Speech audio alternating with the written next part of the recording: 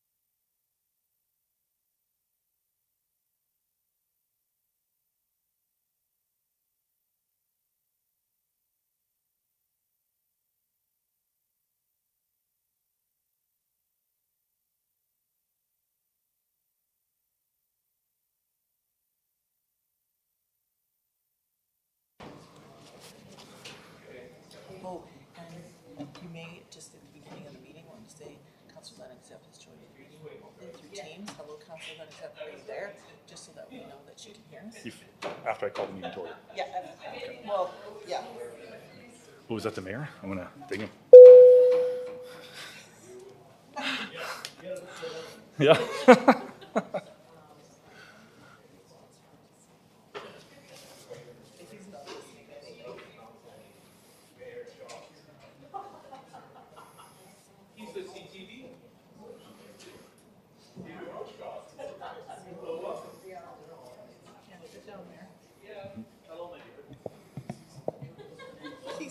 Please answer. Push the button. She's on the list for 7. Okay, but she isn't on the list you sent out?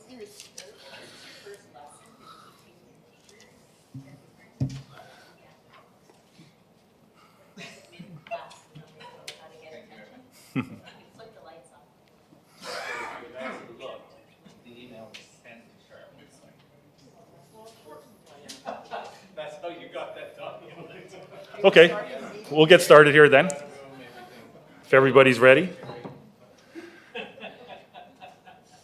So I'd like to call this meeting to order. We have Councillor Lennox Zepp joining us by remotely today through Teams. Hello, Councillor Lennox Zepp, are you there?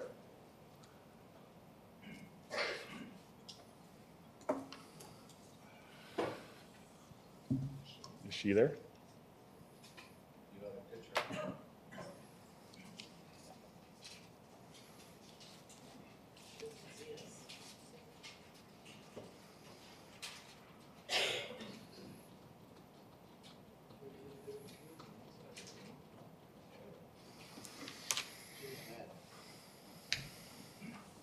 Okay, we'll move on then. Great, go for another walk.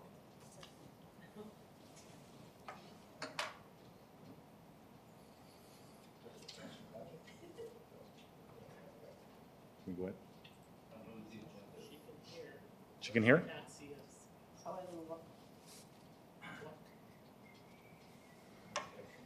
Can we hear her? Yeah, she can hear us, but she can't see us. Oh.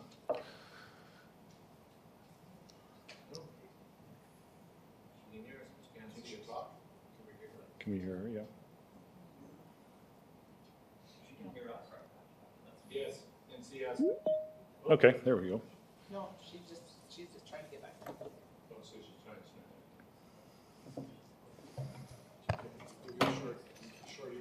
There she It's is. working now. Okay, welcome to Councillor Lennox Zepp. Thank you. So we start our meeting off with acknowledgement of the land. We'd like to recognize that Prince Albert is located within the Treaty 6 territory and is the homeland of the Dakota and Métis. We extend our respect to all Indigenous people for their valuable past and present contributions and recognize and respect the cultural diversity within the city of Prince Albert. So we'll get approval of the agenda, would be the first order of business.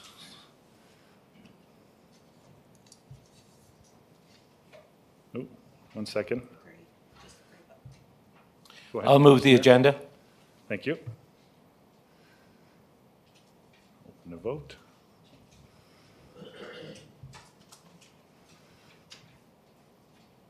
Vote's open.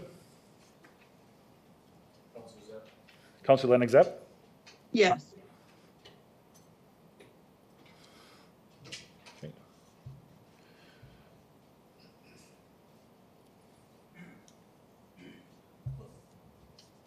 Is that it? It didn't come up on the screen. Yeah, because you have to tell me you closed it. Okay, yeah, I closed it, sorry. Thank you. Okay, so the next order of business is declaration of conflict of interest. You all know, aware of that. If you have a conflict today, please let the city clerk know. Number 4, adoption of minutes.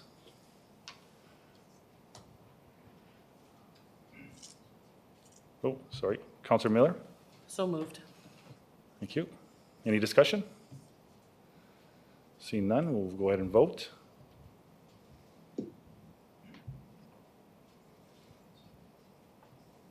It's open.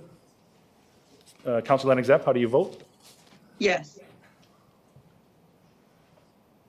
I'll close the vote. Okay, thank you. So we have some delegations today. We have a verbal presentation from Brian LeBlanc, founder and chief executive officer of the House of the Potter Inc. Mr. LeBlanc, if you go ahead and go to the mic.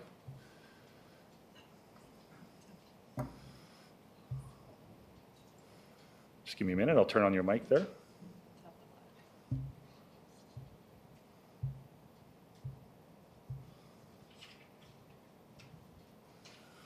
All right, sir, you have the floor. You have 5 minutes. Hi. I just want to thank you for allowing me the opportunity to come, allowing us the opportunity to present this proposal, this ask of the city. House of the Potter was and has been operating in Prince Albert since 2017. I haven't been before city council and that. I've been busy out just developing it, trying to get it up off the ground and do the programming as well. We now provide programming for well over 400 children and youth across the city of Prince Albert. We have a number of different programming that we've developed. The Little Warriors is a program for 6 to 10-year-olds. We also have the Hop Odd Job Squad, which is for the 14 to 18-year-olds. It allows the kids to be able to develop work ethic, be able to show up, do a good job, learn what working and getting paid for a good day's work is. And then we're able to incorporate money management and other things and other opportunities for them. We do have and have secured for the last 4 years some funding through Indigenous services. The demographics of our city, right? A large percentage of our children in our programming and that are First Nations and Indigenous children, but we also have, ours was and it had to be an inclusivity. We wanted to include everybody. Didn't want to exclude everybody. So our programming is open and available to all youth and children from across the city of Prince Albert. With that, we have a growing need for the services that we have. We work with over 80 of the school professionals through both school divisions that give referrals and references from the school to our programming now. It's growing immensely. We have some funding, but it's limited funding. One of the biggest needs that we have, and I believe that's the reason that our programming is becoming successful, is we offer transportation for the children and the youth. So we drive to the doors, we pick the kids up, we bring them out to our activities. We feed them when they're with us. We have them engage in different things that we do for the day, and then we drive them safely back home. We don't charge the families anything. I believe it's on us, just us to find the resources that are available to show that we believe and value the children and youth today. And so that's kind of where I've come is to come to ask the city for partnership. I know we are now starting to gain support from local businessmen, local women. Malcolm Jenkins has said that we could use and share that he's with us, supporting us over the next 5 years. He's agreed to help contribute. And I think now it's a time of, we've shown what we do. I think it's proving it, and now we want partnership, right? It's not just what I can do, it's not just what my staff can do or what the kids can do. I think it's what we as a community and we as a city can do for the youth and the children that we provide service to. And for me, that's what brings me before you guys. Transportation is key, and as I said, we rely on it. And it's transportation as well isn't just for coming out and bringing the kids out to our programmings. Ours, we base it on the medicine wheel, right? Spiritual, mental, physical, and emotional. And for us, the social aspect of things, getting them out and getting the kids and the families aware of the things that are around them. So we've been able to, through some of the city managers, utilize some of the city centers here in the city. So it allows their families to realize and recognize what's available to them. Getting some of the kids out to Little Red Park, up to some of the lakes and that as well.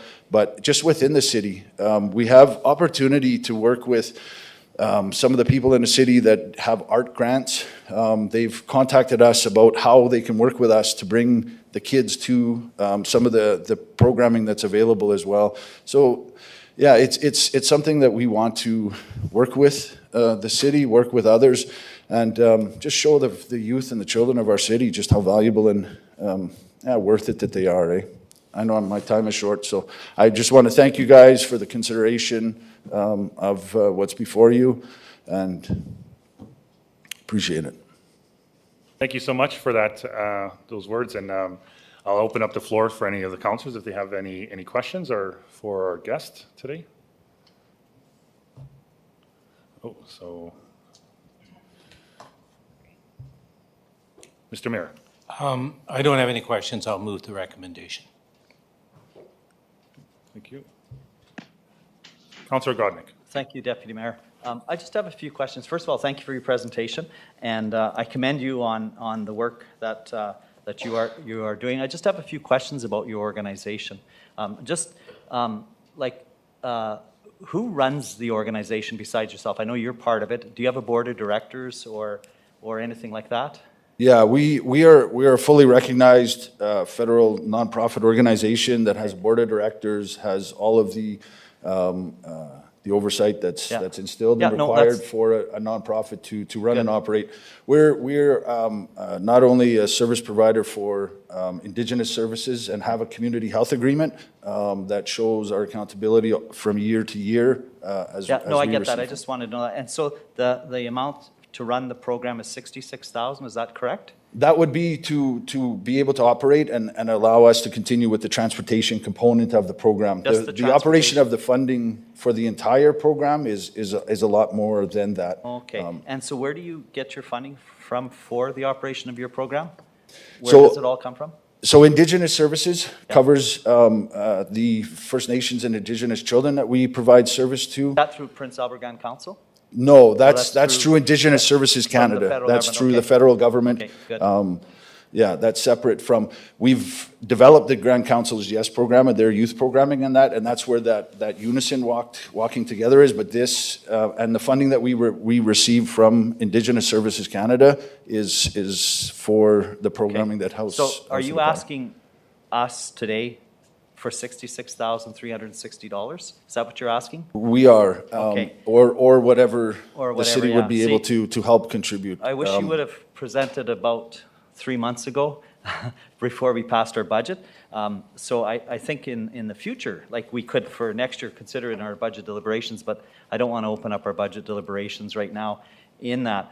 But what I think is positive is when you mentioned that all the services that you do and the services that used in the city, and I would encourage maybe an ask for assistance in group rates or something like that to help with those kinds of programming, because I think it's important to keep youth engaged in the positive programs that you were mentioning, the life skills and all these other things that you mentioned. So I support that, the cultural teachings, appropriate life skills, cooking classes, physical activities, etc.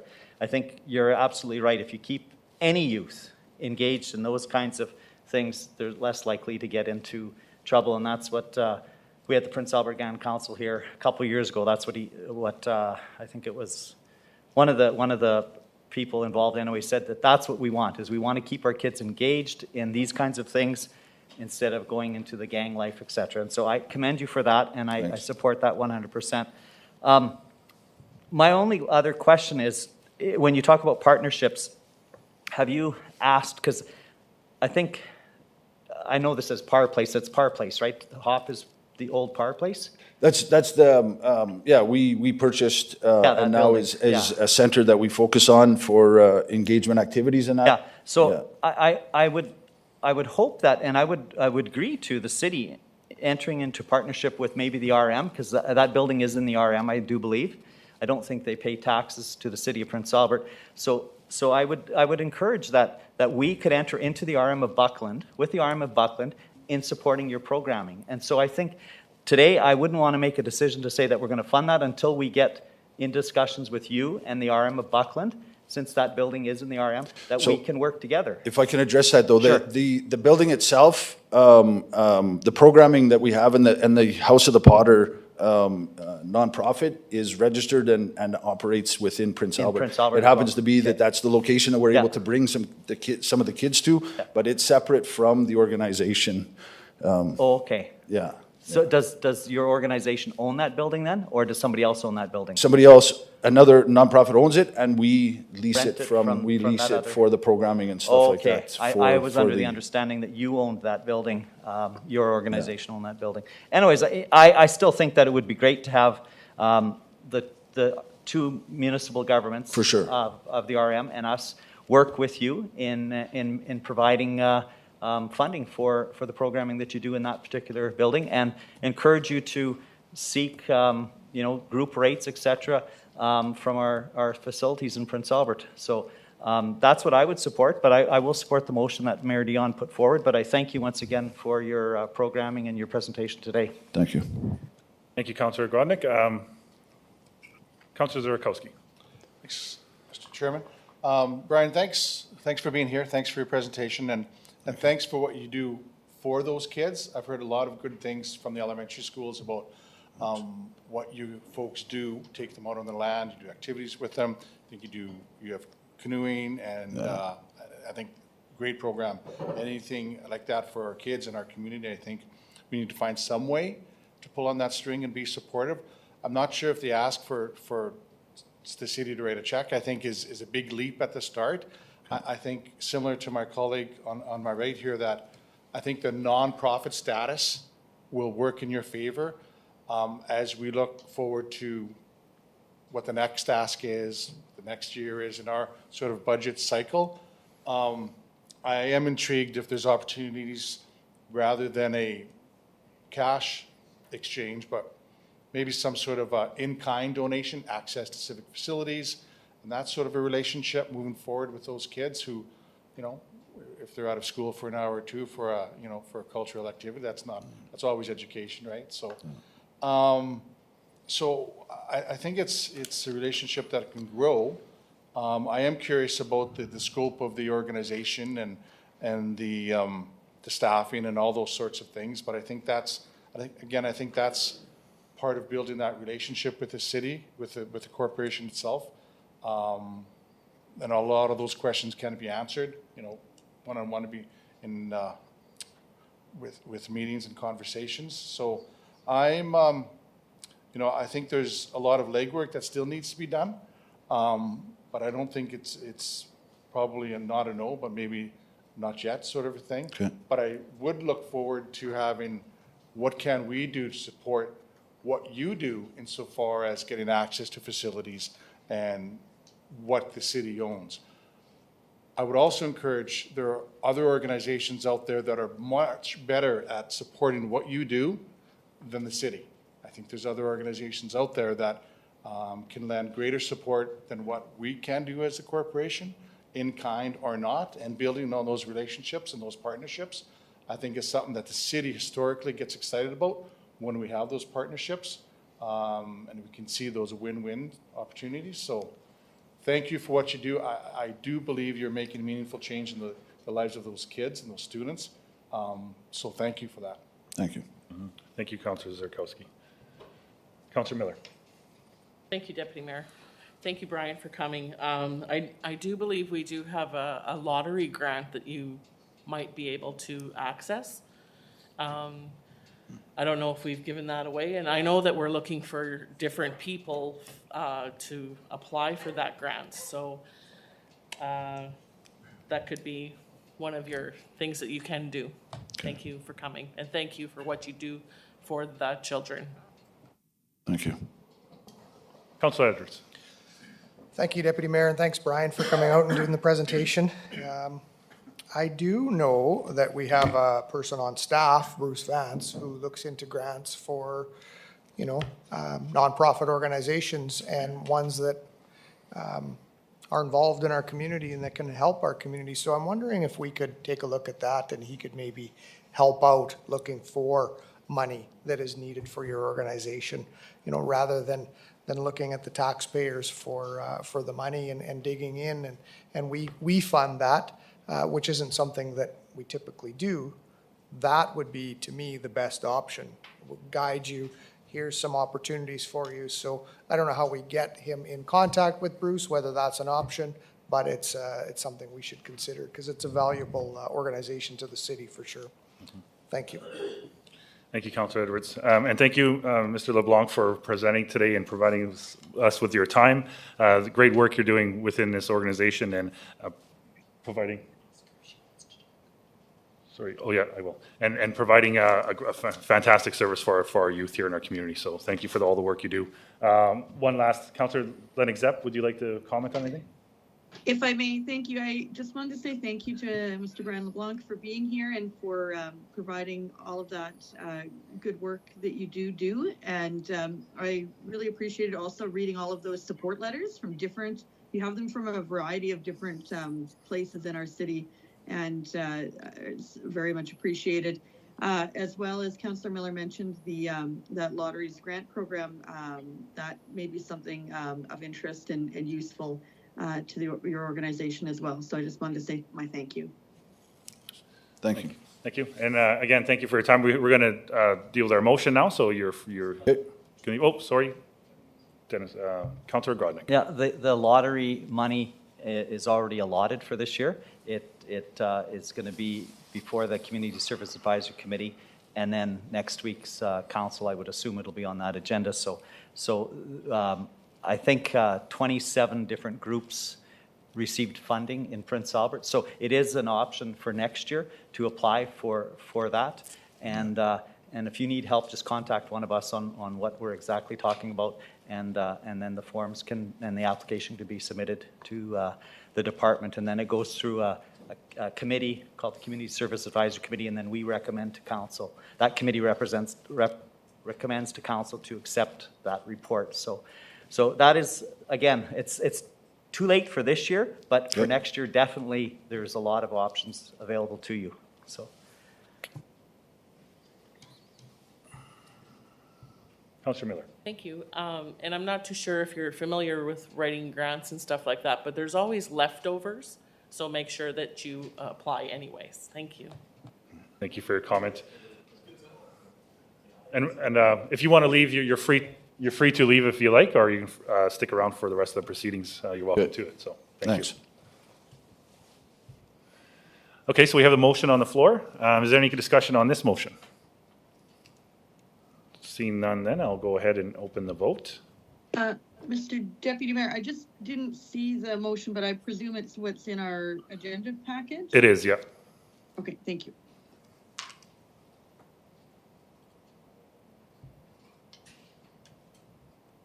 Thank you. Okay, so the vote's open. Councillor Lennox Zepp, how do you vote? Yes. Thank you. We'll close the vote. Accepting. And that's carried. Okay, so we have our consent agenda next. Is there items? Karen. Yes. Go ahead, Councillor Lennox Zepp. I'm asking if there's anything you would like to be pulled off this agenda. Sorry about that. Just, I was asking if I could add 6.4.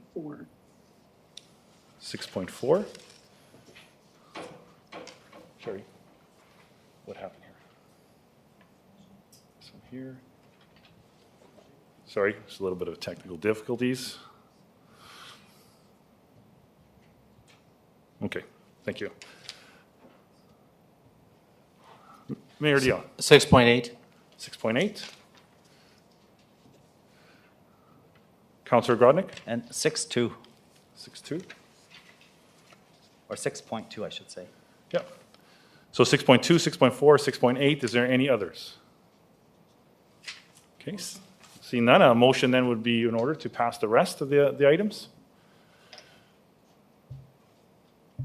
Councillor Miller. So moved. Okay, so we have a motion on the floor. Any discussion on this one? Seeing none, I'll go ahead and open up the vote then.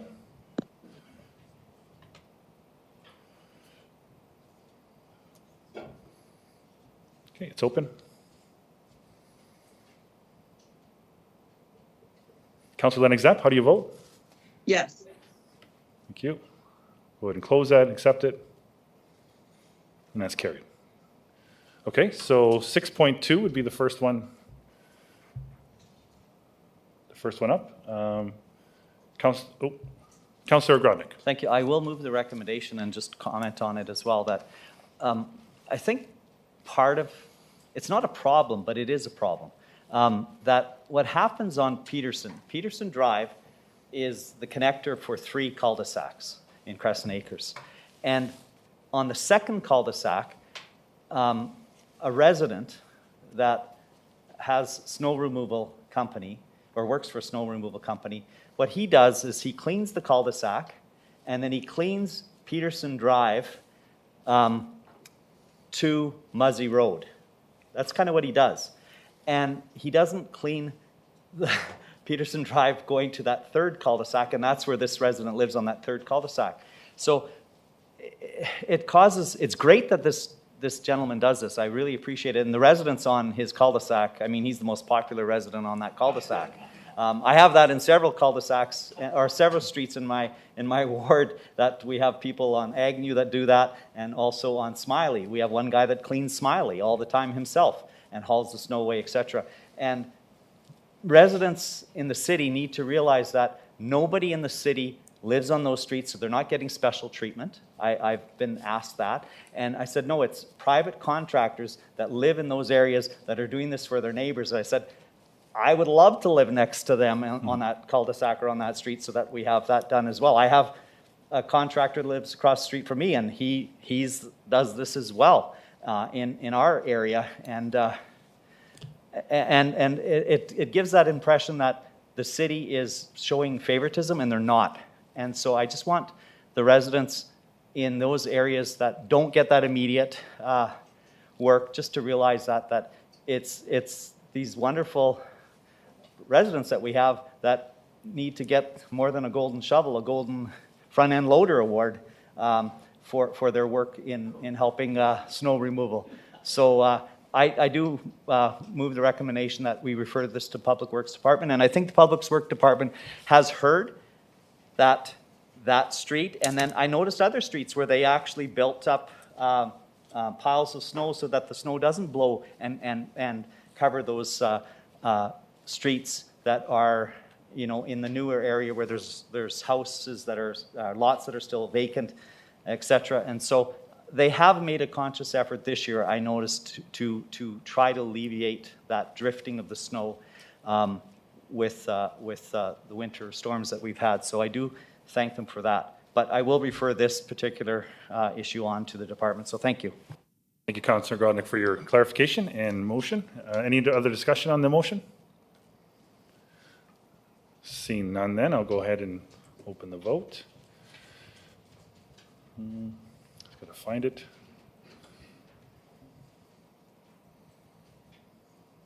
Okay, it's open. Councilor Lennox Zapp, how do you vote? Yes. Thank you. I'll close it. Accepted.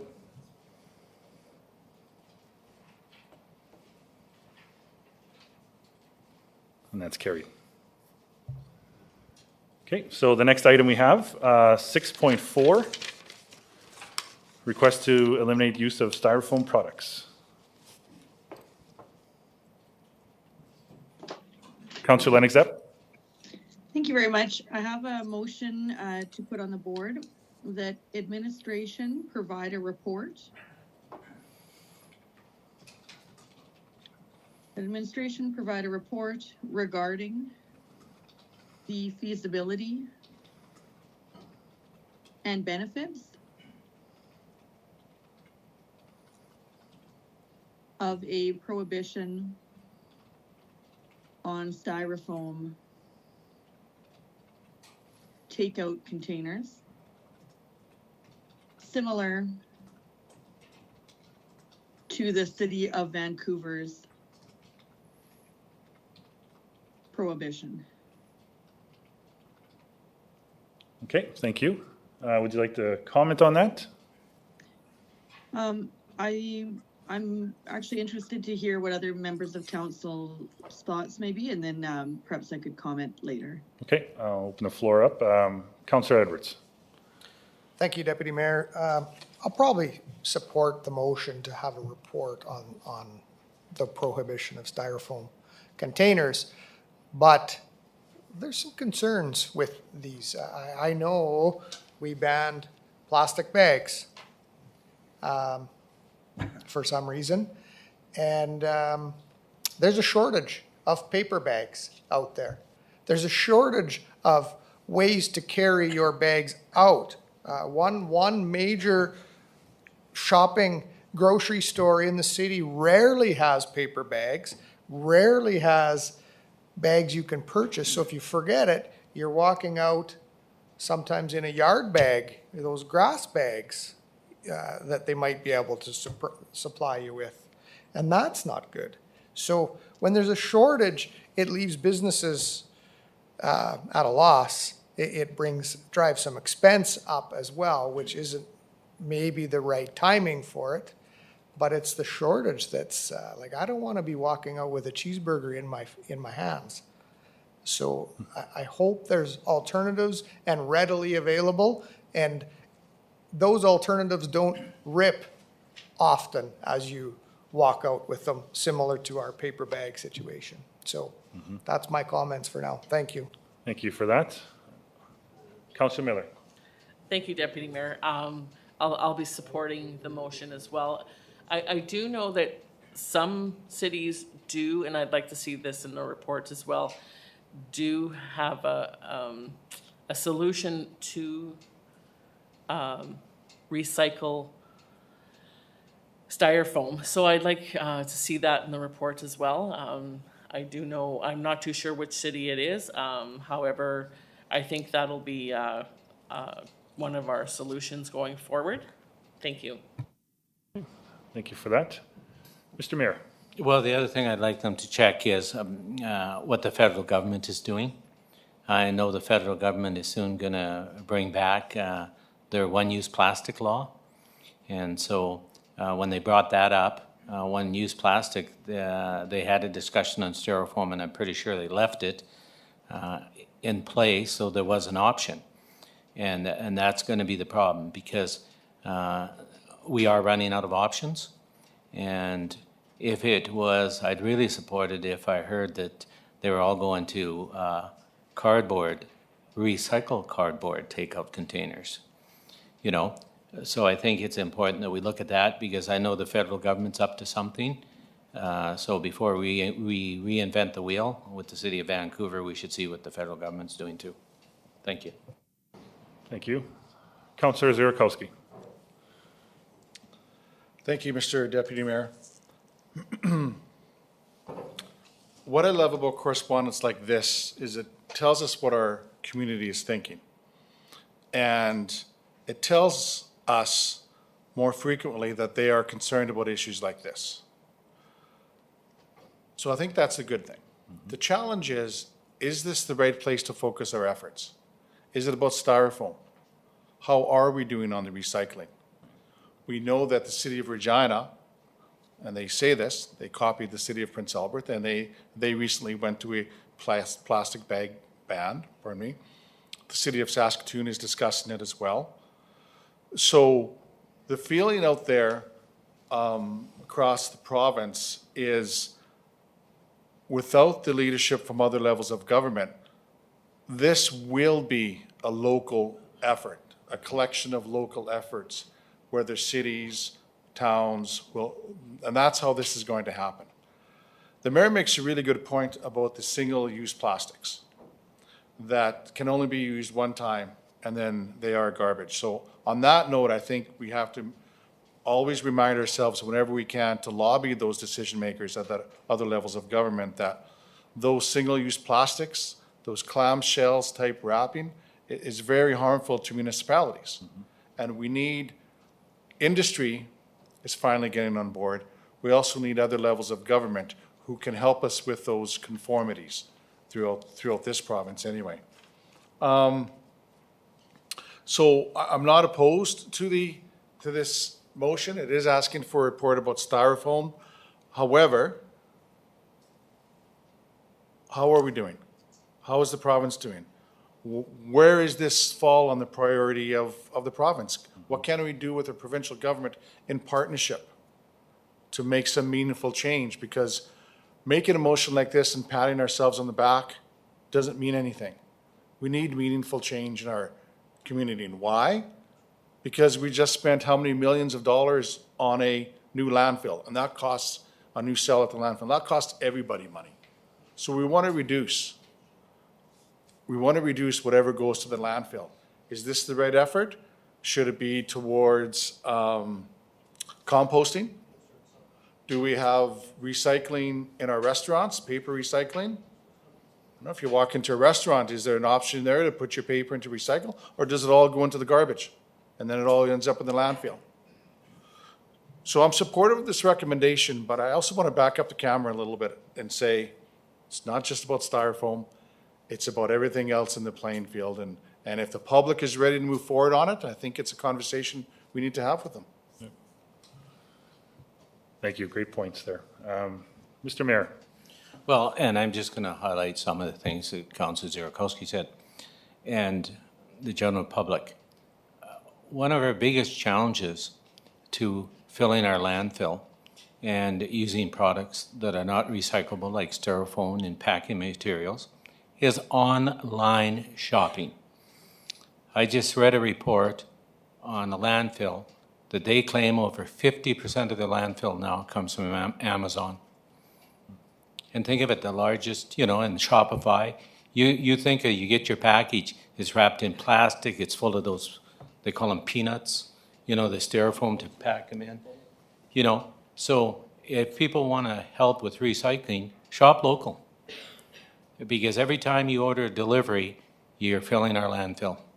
So it's up to the general public on what they want. And I'm glad you brought that up, because the public has to be part of the solution. And one of the biggest problems that we have today is deliveries, is big companies like Amazon and Shopify, all those big ones, you'll get it in 2 or 3 days. But when you look at it, look at the packing material that's going to the landfill.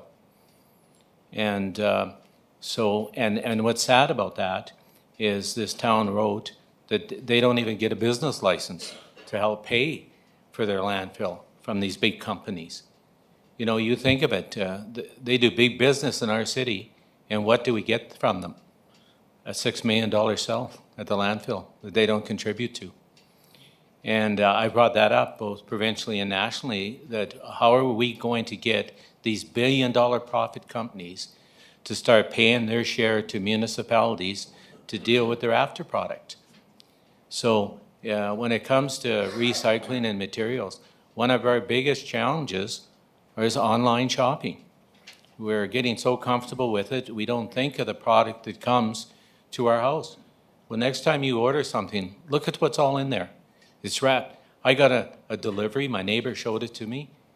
His watch was bubble wrapped, and then in a big box surrounded by what they call these peanuts, these Styrofoam things. It wasn't necessary, I was amazed. But they want to make sure it gets there without being broken.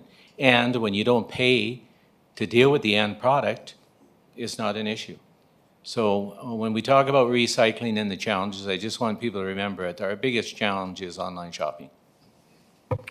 Thank you for those comments. Councillor Zierakowski. Yeah, that's good thoughts, Mayor. I know FCM, there's efforts going on that level to reward big companies, like the ones you mentioned, with implementing some sort of taxation at the local level as they enter your municipality to help pay for the $6 to $9 million landfill cell. Absolutely. I think that's a conversation because it's nothing but a cost to us. And speaking of nothing but a cost to us, again, I'm sensitive to the local business owner. Why just restaurants? Why are we going to them again and saying, if there's value there, why just restaurants? So that's just my perspective at this point. We'll see what the report comes back with. If there's any value there, we'll talk to our business community, and I guess we'll go from there. Thank you. Councillor Cody. Yeah, I very much agree. We do have to start somewhere, and we started with plastic bags and now it's Styrofoam. And, you know, it's not only Styrofoam cups and the likes of takeout stuff. You look into a box that you get when you buy a TV or you buy a laptop, for heaven's sakes, there's more Styrofoam in there than there's anything else.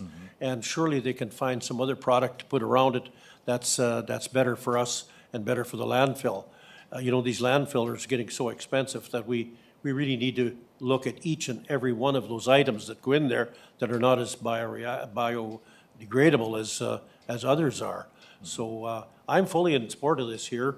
It's one step at a time, and if we have to do it up here in the city of Prince Albert, like we did with plastic bags, and show the rest of the province that it's a good idea, I guess so be it.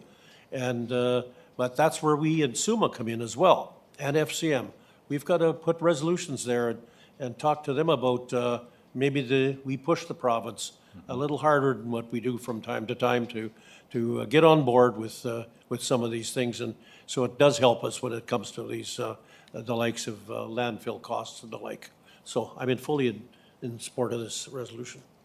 Thank you, Councillor Cody. Very good points you made. Councillor Lennox Zapp, do you have any comments you want to make?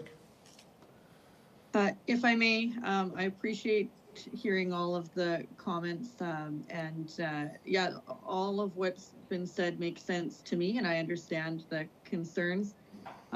Just on the topic of why focusing on takeout containers and why just restaurants, that's a really good point.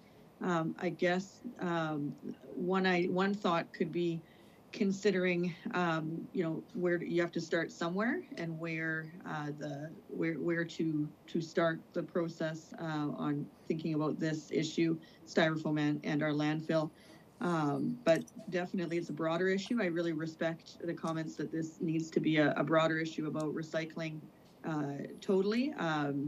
However, this is something that a resident brought to our agenda, and I think it makes sense for us to look into the feasibility of it. The City of Vancouver, that prohibition is takeout restaurants, and that's where they've gone with it. I wanted to mention that if you take a look at the national news outlets, they are reporting that the federal government, and some of you mentioned the federal government is stating that they're still considering prohibition on single-use plastic bags, and also along with that, considering looking into Styrofoam being with that prohibition. But that could be a long time coming. And I think that the City of Vancouver went forward with their prohibition on Styrofoam because of an issue of space, landfill space. And that's something that I've heard heard come up in today's discussion is, look, we have to pay for these landfill cells, and Styrofoam does take up space. Another issue is the longevity of Styrofoam, that it stays in our landfill for a very, very long time. Whereas the paper containers, and as the mayor pointed out, the paper containers are not usually recyclable, I don't think, because they have wax on the inside. But I think the longevity of how long they stay in our landfill and may be different than how long Styrofoam builds up and stays in our landfill. In terms of the idea of Styrofoam getting recycled, that would be really interesting to find out. I don't know anything about that. I don't know if there's any market where anyone is that you can send Styrofoam to get recycled. And then the idea of meaningful change instead of just a pat on the back, I think that's really pivotal here, is that if we did pursue this type of prohibition, would it result in meaningful change for our landfill? Would we have a longer lifespan for the landfill? And that's something that I think would be important to find out. So I'm hopeful that this motion passes so that we can learn more about the topic. Thank you. Thank you, and thank you all for your comments. And I'm sure administration heard them all as well. So we'll go ahead and vote, seeing there's no more speakers on this topic.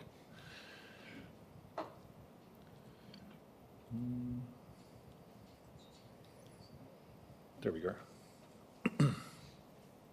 Okay, the vote's open. Councillor Lennox Zapp, how do you vote? Yes. Okay, close it and accepting. And that's carried unanimously. Okay, 6.8. Mr. Mayor. Thank you.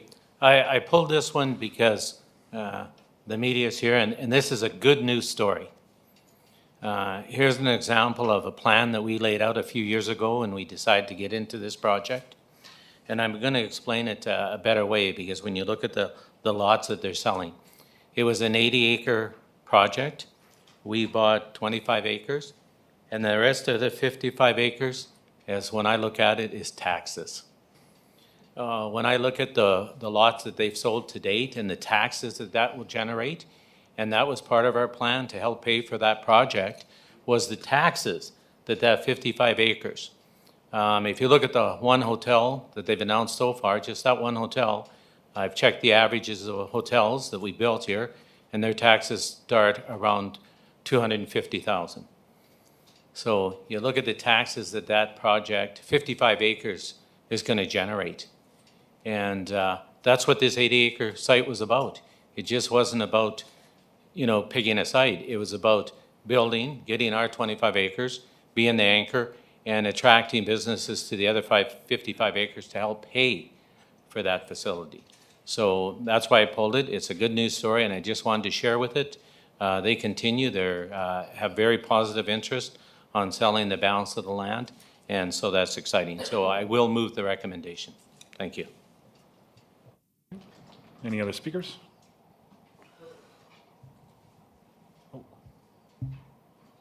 Councillor Zurkowski. Well, absolutely, this is a good news story. This is fantastic, and the snow hasn't even melted yet, and we see subdivisions going on already in multiple areas. Parcel 2A, sold. Parcel 4, sold. Parcel 2, currently in the process of sale with the buyer and should close soon. Parcel 5, currently in the process of sale with the buyer and should close soon. And it hasn't even been a year yet, and people are knocking down the door. So I think that's fantastic news. It's a great news story for the city. It means three things: jobs, jobs, and jobs, and revenue for the city, and small steps forward, and this is another small step forward in the right direction. So we can provide those services that people demand. Thank you. Thank you for your comments. Anyone else? Seeing none, we'll go ahead and have a vote. Councillor Lennox-Zapp, do you have any comments? No, I'm just ready to vote. Okay.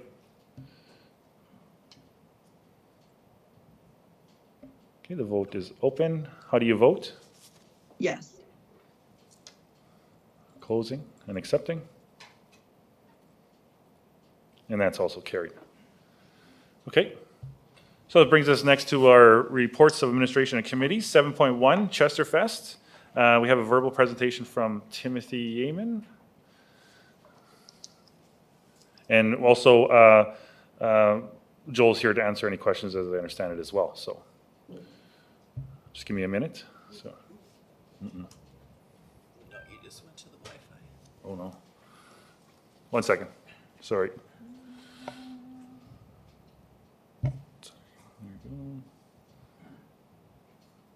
Speakers.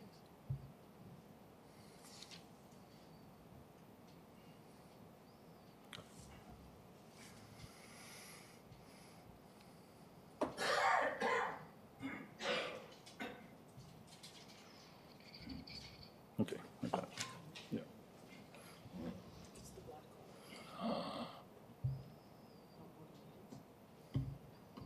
I thought I had it all down here. Dennis, do you want to Speakers. Got it. Open or close? Just close.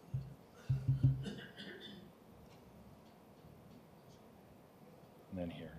Got it. Yep. Okay. All right. I got it now. Mr. Yeaman, go ahead. Thank you. Sorry for the delay. I know how things work here, so. Perfect. Okay, so are we ready? Yes. Okay, perfect. Thank you, Deputy Mayor and Council. I just want to thank Mr. Rose for being here tonight too, just to follow up on this report with me. So back on November 15th, 2021, actually, Joel came and presented to council on Chesterfest and their desire to actually relocate Chesterfest to Little Red River Park and in the Upper East, Upper Plains. There is where they were desiring to have that. The item was actually referred back to Community Services, and we were asked to look at it, look at the request in a little bit more detail. And as we looked into the requests, we did a little bit of just research in-house, things that we felt would be necessary to make any event up there successful. And some of the things that we had noted that we should take into consideration as a city, sorry, I've got a frog in my throat, was the need to make sure that we had an actual emergency access. We need to address that. Currently, right now, we only have one way in and one way out of the site, and that's on the same road coming in off Highway 55. So we recognize that there needed to be some widening there, some stabilization of the road leading up to the Upper Plains, and that there was probably going to be some budgeted money that would be required to help us with that aspect of it. We also recognize too, and it's within our 2022 stages of the Little Red plan, is to make sure that we have an emergency services plan for the park itself. As that park gets busier, we continue to invite more people to the park. We recognize that that's a very important component of the park, and making sure that we understand what our obligations are if there was an emergency and how we can best serve those people who are in the park at that time. Consideration of access to and from the site. Again, larger vehicles. That road currently is not wide enough to support the size of vehicles that would be going up there. And we've also had that conversation with our fire chief and deputy fire chief as well. Even getting our emergency access vehicles up there can be very difficult at times, and we need to be mindful of that. Recognizing the one way in, one way out, making sure that we have a secondary entrance, or making sure that that road is wide enough to have two-way traffic flowing. We also recognize that there should be consultation with respective city departments and park user groups. And that's something that we should do regardless of the type of development we do. We should continue to have those conversations with those user groups. Identifying any concerns and issues with sensitivity to the area. So we want to be mindful of that. Fire risk consideration and consultation with the fire department. So from a smart fire management consideration, is there anything that we're missing up there that we haven't looked at over the last few years that we should take into consideration? Requirement to inform surrounding residents. So that's something else that we should take some time. We have residents to the east. We also have residents within the park, just on the lower southeast side of the park. So we should have some consultation with them. Also consultation with our city solicitor on any liability concerns that we may not know about that may need to be addressed. Parking requirements as well. We are limited with our parking up in Little Red. And especially up in that area, it's a very narrow spot with only select few parking spots. And then the need to plan for adverse weather and ground conditions. So if we were to have a good rainstorm, thunderstorm, windstorm, tornado, those are things that need to be incorporated into the emergency preparedness plan. I do want you to know that Community Services is fully supportive of Chesterfest and making sure that this event is successful for them. And one of the recommendations that we had was to allow Community Services to go back and cost this out, have those conversations, and be able to bring those costs back to council in the 2023 budget deliberations. If council was to support it at that time, we would take what we know and what we brought back to council and implement it in the 2023 year and get that site ready for the 2024 year. As a part of this report, I have reached out to Joel. I have had conversations with him last week and again this morning and again this afternoon about looking at alternative locations to hold Chesterfest this year. So those conversations are currently underway. And Joel is fully supportive of the reasons why we shouldn't be having Chesterfest maybe up in that location at this time. And that's part of the reason they provide a great opportunity to the community, and we want to make sure that they're successful and support them where we can. Thank you for that. Is there any questions for administration before a motion is placed on the floor? I know we had some lights on, but I thought if there's any questions for Mr. Yeaman? Okay, so I'll open the floor then. Mr. Mayor. Okay, I have no problem supporting number 1. I'm struggling with number 2 because I've never seen the Little Red as a festival site or a large event site. I've seen the Red as family. Bring your family, ski, camp, picnic, ski down the hill. And large events don't mix, in my opinion. And I have lots of issues going up in the top plains. I do remember, and some councillors were on when I was on, I do remember we were going to put another event up there, and one of the reasons that we didn't was First Nations involvement in that locations, plus plants. There were certain plants, species of plants that were up there. And so I don't like number 2. And so I'm just going to move number 1 at this point and see what Councillor says, strictly because I've never dreamed the Little Red as a big event site. To me, that's the exhibition grounds with grandstand, and they're built for big events. The Little Red, I never dreamed of having a big event there, like similar to that. A big event to me at the Little Red was the dirt bike races that happened. Never a festival, never. Because my biggest concern, and you touched on that, my biggest concern about the Little Red is fire. And the first thing to start a fire is vehicles with hot sparks going across that tall grass on the top level to get to festivals.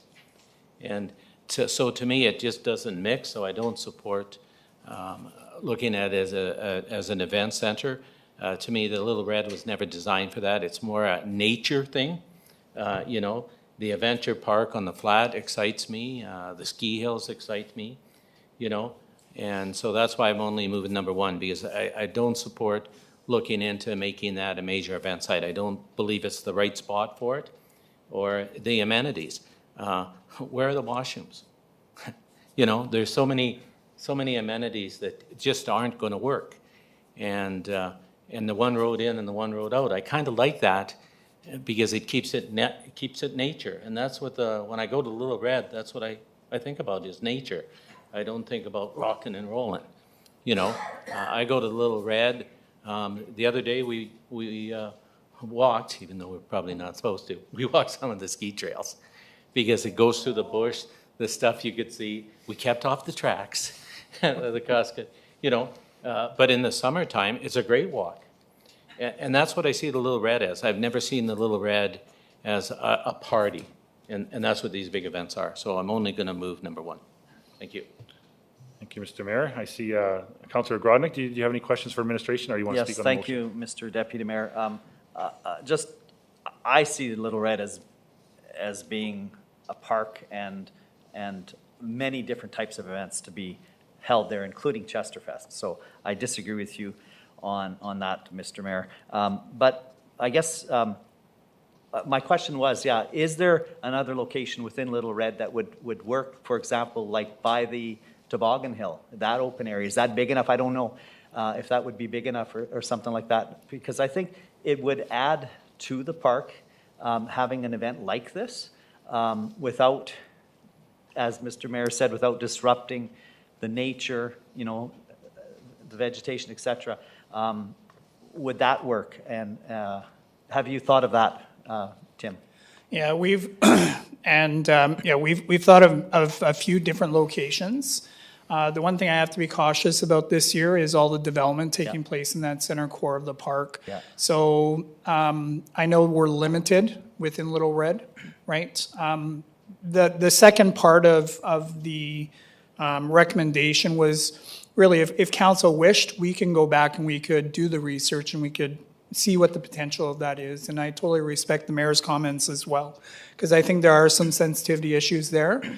But if we don't know what the cost is, if we don't know what the, I guess, what that area could be used for, right, and know all the intricate details of why it possibly couldn't be used or which parts of it could be used, we would never know. Okay, so number 2 says that you're going to help and work with Chesterfest in, oh, no, it's for budget deliberations, okay. How can we help them? Or are we still going to help them try to find a suitable location if this one is denied? Absolutely. That's Okay. our top priority right now, and that's why Joel is here today. Joel, you're comfortable with that? With having the department find an alternative location? Are you comfortable with that? Okay, so then if we deny this particular based on the points that the manager raised, you're okay with that? Absolutely. Thank you. Okay, that was easy enough. Thank you for that. Comments? Is there any others? Councillor Zurakowski. Thank you. So questions for the speaker still? Yes. Okay. So I listened carefully, and I just want to reaffirm what I've heard, is that we will work with this organization to find a suitable location for this upcoming festival season? That's correct. Okay, all right. So then here are my thoughts today. I find myself lacking information. I find myself tempted to make a pros and cons list. And I think everybody in the room made good points. And I want all that information in front of me, so before I make a decision, what am I comfortable with? What do my residents think? What do my neighbors think? And before we make a decision, we have an organization that is willing to host a music festival in our community. That's huge. That may have been tried in the past, and maybe didn't end up so well. So I'm very excited about this opportunity, and that's what it is. It's an opportunity. So what can we do to facilitate this organization at a reasonable level at this time to facilitate some options moving forward? Are there other locations? That's great. Sounds like we're having conversations about that. But I think that's what we need to do. We need to explore it. We need to continue to gather information. I think the manager makes some good points. I took a look at the letter, and it was authored in November. Well, there was snow on the ground in November. So how can we reasonably prepare for this season? And as we saw 17 minutes ago, democracy is slow, trying to turn a microphone on even. So I think we need that time. We need it to breathe. We need more information coming back to us. So I'm in search of that information. I'm interested what the community thinks about that location. There are other locations in that area that I don't need to get into specifics. I'm sure the department will cover and consider. But I am interested in looking for at least a search for information before we, so I can make this is me talking, a pros and cons list moving forward. Thank you. Mr. Mayor. I know one organization, the Prince Albert Exhibition, is looking for events. And I don't know if that would work. They got the grandstand, they got gates, they got admission. To me, that's where I like to see big shows go. And it's also exempt from the noise bylaw. You can go anywhere on that site and bang away all you want because it's exempt on that already. We don't have to even approve it. If you can make a deal there, they can go there. All the rules are there, all the exemptions are there, and that's where, to me, a party belongs, because a festival is a party at the end of the day. We all go there to dance and enjoy ourselves, and so I think that's the appropriate spot, but, let's see what else we can come up with. Thank you. Anyone else want to speak on this? All right, questions for administration or speaker? Councilor Lanexette? Tara, thank you. Yes, firstly, I'm thinking about the point number 2 that was on the board, and I'm thinking about if I should move that as an amendment or maybe as a second motion. I did have a question for the representative here from Chesterfest. Yeah, hang on, he's going to the podium. Go ahead, Councillor. Ask your question. Thank you so much. I appreciate you being here. And I guess I'm wondering, is there, I guess two questions. One is, what are your thoughts moving forward after today? What would your thoughts be on this? Well, as I mentioned to Tim this afternoon, we're in a place now that we just want to find a suitable place. The festival has to move forward, as Councillor Zurikowski mentioned as well. With a previous attempt to a festival, it had happened once and had died out, and that was the end of it. But I know that we've got to continue having our festival year after year to build a fan base and community support and really grow something for Prince Albert. So I'm in the boat that whatever it takes to make this festival happen this year is what I'll do.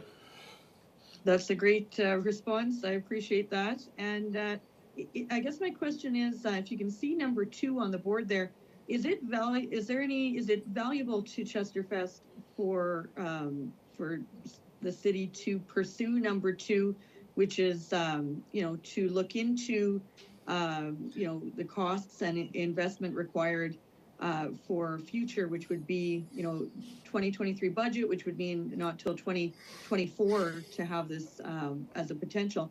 Is there value or interest from Chesterfest to see us pursue point number 2 here about that, looking into it?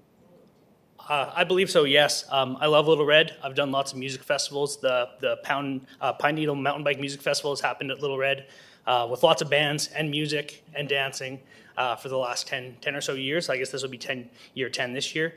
And it's a great space, and people love to be out in nature when they listen to music. It's the best location. Your feet in the grass, there's pine trees all around you, that kind of stuff. I don't love the idea of throwing a music festival in a parking lot, but if that's what it takes, then I guess so be it. So, yeah.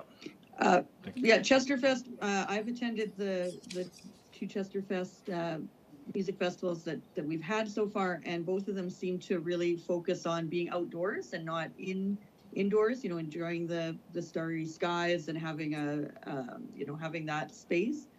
So I understand what you're saying. Those are all my questions. I have a couple of comments just to conclude. There was a comment about washrooms, and at Chesterfest, what I've seen occur is that Chesterfest pays to bring in the appropriate number of portable bathrooms, porta potties, and they seem to be done very respectfully. The whole event has been really, respectfully done, I've thought. And they do make a big effort on cleaning up afterwards. I think there's even sometimes an event where they get their volunteers to get together after the event's over and everyone gets together and does a cleanup. And again, I've also attended the Pine Needle Mountain Bike and Music Festival that's outdoors at Little Red River Park. It's located, when I've attended, it's been located right beside the Cosmopolitan Lodge. Yes. And so that is a music festival that we have there currently. So so I guess I am wanting to add point number 2. I could add it, move it as an amendment, or might make sense to do that. Then I'll move that as an amendment at this time. Thanks. Okay, we'll vote on this first motion, and then you can maybe add a second one, Councillor Lennox. So I'll take the next speaker to close this discussion. Mayor. Well, I'm missing something that might change my mind. How many thousands of dollars in rent do you pay for that site? Because that would help pay for some of these renovations that are requested in number 2. Or do you get the site free?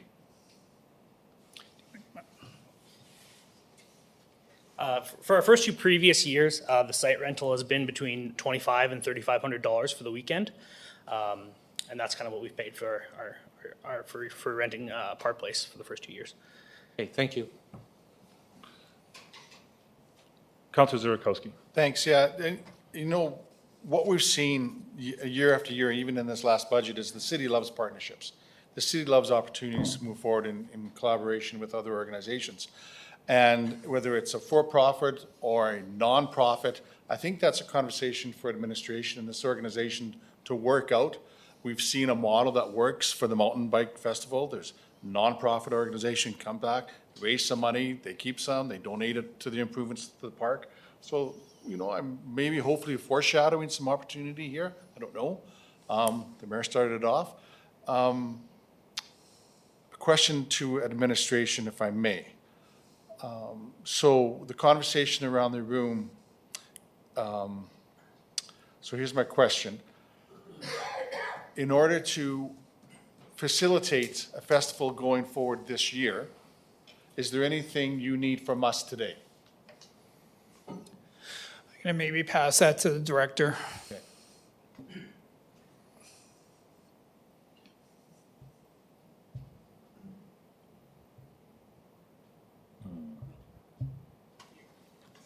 Go ahead, Director. Thank you, Mr. Chairman. To Councillor Zerkowski's inquiry, I think for the purposes of today, I don't think there's anything further with respect to an alternate location. Okay.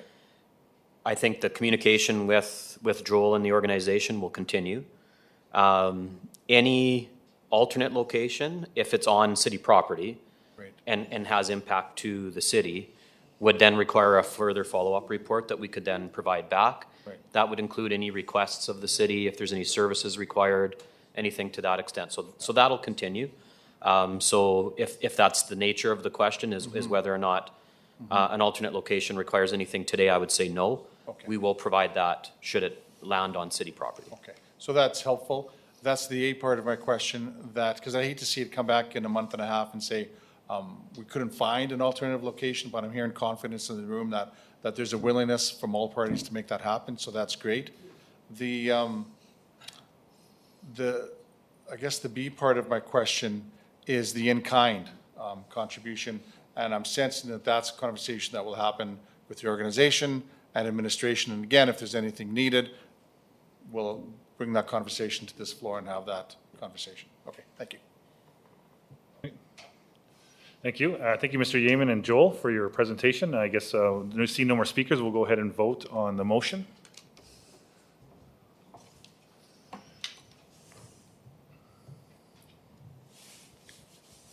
Is it Chester? Okay. The vote's open. Councilor Lanexat? Yes. Closed and accepted.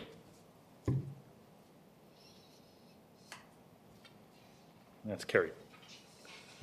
Mr. Chair, I would now make a motion, which is point number 2. Okay. Would you like to speak on it? I don't need to add anything further. Thank you. Is there any speakers on this motion? Seeing none then, we'll go ahead and put it to the vote. It could take a few minutes. City clerk needs a few minutes to get it done.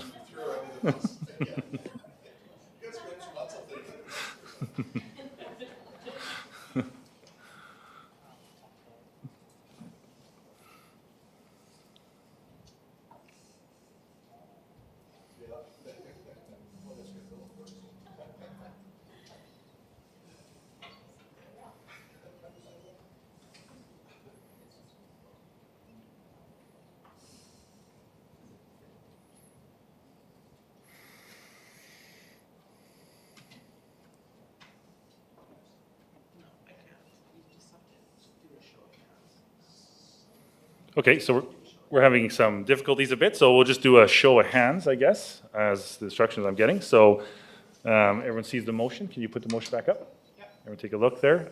All in favor? Show of hands.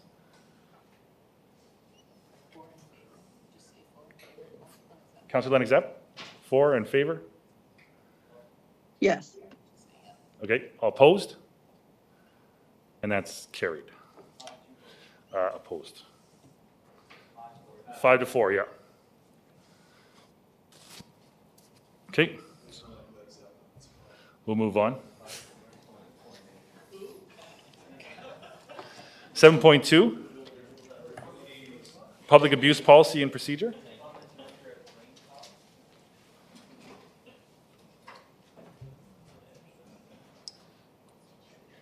And we're getting a presentation by Director of Corporate Services, Kylie Bear. Okay, so back in November, council had passed a motion requesting a policy be prepared that deals with public abuse of city employees and elected officials. So in preparation for the policy, I'd looked at the harassment policy that we have, and it actually has sections that deal with this type of written and verbal abuse, including threats and insulting or derogatory language and that type of thing. The policy does actually have clauses that apply to members of the public and has some general direction about what can be done, up to, including things like banning these individuals from public facilities. So although it's applied rarely, or my investigation kind of showed that there were a number of rare instances where this has been used, they're typically handled department by department as they arise. So I think what's happening is there isn't a consistent approach to it. So issues may come up and may or may not be dealt with and may be dealt with differently. So today what I wanted to propose was that administration prepare a procedure that all departments can refer to when incidences come up. And the procedure would consider things like outlining options for consequences, including things like blocking phone numbers and email addresses if they're particularly harassing, up to including, eliminating or taking back services or not allowing access to facilities. We'd want to build in timelines for how long the consequences would be applied, and maybe any steps the member of the public would have to take to kind of earn back their privileges and access to the facilities if applicable. So these are the kinds of things I think just need a little bit of time to explore and consider with departments, and then we would bring forward another report that just outlines the procedure for consideration and approval by council. So if that's agreeable, then that's how we would proceed with this motion. Thank you. And do we have any questions of administration? Councillor Grodnick. Thank you, Deputy Mayor. Thank you to the director for the report and the explanation. I appreciate that. And I guess I like what I'm hearing because I just think it's inappropriate for our staff, especially like right now, we're going to be having tax time coming up, and our staff, they don't need to be sworn at and abused and things like that. Our Department Public Works with snow removal, same thing. I mean, it just we need to formalize it, and we need to have consequences for the few members of public that get abusive. Most people, when I get a phone call, they're irate, and then when you explain to them, this is what we'll do to try to rectify, then right away they're okay with that. There's the odd time where you do get people that threaten you and call you everything under the sun, and those are the ones that are unacceptable in my opinion, and so there has to be some sort of consequence. So I like that. So thank you for your report, and I'll move the recommendation. Thank you, Councillor Grodnick. Councillor Zarkowski. Thank you for the report. I have a couple of questions because I'm a wee bit confused as the night wears on usually. But so I listened to what you said. Yeah. We have a current policy in existence already that deals with verbal or written abuse or threats, that deals with insulting or derogatory comments, jokes or gestures, that deals with refusing to work, interference with vandalism, personal property, personal ridicule or malicious gossip, and it applies to city employees, members of city council, the public, and in all civic facilities. So we have a current policy in place. So what is before us is simply a what? It's outlining the procedures so that there's more consistent application of the rules. So, if we don't have a consistent approach, then one department for a particular type of behavior might ban, one might give a written warning, one might, maybe do nothing because they don't know that the steps are available or when they would apply. So we have to start that internal conversation to say you don't have to accept this behavior. And when you do encounter this behavior, here are some steps you can take. And, ideally, a written warning a member of the public would get their attention and the issue is rectified. And we can escalate it if the behavior escalates or if they don't change their attitude or behavior. Good. So the policy we already have in place is fine. What we're talking about is consistency throughout the organization in the application of it. That's right. Thank you. Any other speakers? Seeing none, then we'll go ahead and go to the vote.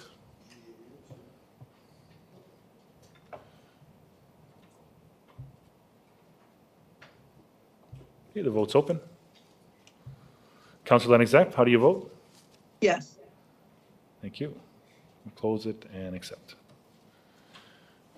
Okay, next order of business, 7.3, repealing bylaw, a verbal presentation from Terry Mercier, Corporate Legislative Manager.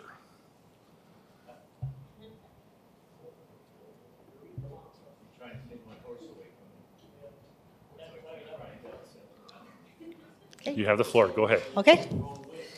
Okay, the repealing bylaw report being introduced today outlines a listing of all city bylaws since 1904 that require repealing due to being obsolete, ineffective, or redundant. In addition, it allows the city to establish a current registry of bylaws. The Ministry of Government Relations recommends that when a bylaw no longer has a purpose, it should be repealed and a bylaw register listing the current collection of bylaws be established. The bylaw register right now has 5,637 entries. With the assistance of the city's IT team, the city clerk's office was able to compile all of these bylaw entries into an extensive electronic database. We further consulted with other Saskatchewan cities, the city solicitor, and department heads to ensure all aspects of the project was reviewed. Of those 5,637 entries, we have determined that 542 of those bylaws are active, enforceable, and current. 81 bylaws are categorized as frequently used, such as the noise and traffic bylaw. 74 bylaws are categorized as amendments to current bylaws.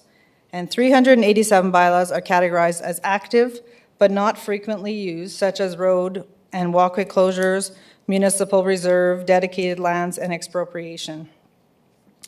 Currently, the city's website reflects the bylaws that are accessed most frequently by the public and includes any amendments into a consolidated version of the bylaw for ease of reference. All other active bylaws can be accessed by the public through an informal access request. The listing attached to the report outlines 2,520 bylaws that require repealing due to being obsolete, ineffective, and redundant. It is important to note that all bylaws are kept permanently for corporate record and historical purpose. Therefore, at this time, we are requesting that members of council direct administration to proceed with public notice and forward the repealing bylaw to City Council for consideration. If you have any questions, I can answer. Thank you. Mr. Mayor. I move the recommendation, and I want to thank Terry and her team. Mind you, it must have been interesting and in some cases humorous when you read some of the ones, like the horse, you've got to ride down Central Avenue a certain direction and a certain speed. I thought that was kind of, interesting that we have a speed for a horse. So I'm glad that we're cleaning it up because, like you said, only 10% are active. So I want to thank you and your team because I do know by going through just the bit that we had to, that was a lot of work. So thank you and congratulations. Yes, thank you as well. A couple of comments, and I did enjoy the report. I enjoyed kind of going through some of the history of the city in terms of wooden sidewalks, bread makers, and the list goes on, as Mr. Mayor. So encourage others to take a look at some of the progression we have here. Yeah. But there's no more comments. I guess we can go ahead and vote. Don't see any lights on.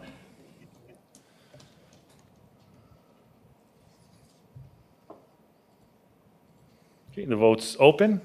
Councillor Lennox-Zapp, how do you vote? Yes. Okay, we'll go ahead and close and accept it, and that's carried unanimously. So this brings us to the next piece of our agenda, which is unfinished business. We have none. The last order of business is number 9, adjournment. Councillor Kilmer. I move to adjourn. Open to the vote. See no discussion.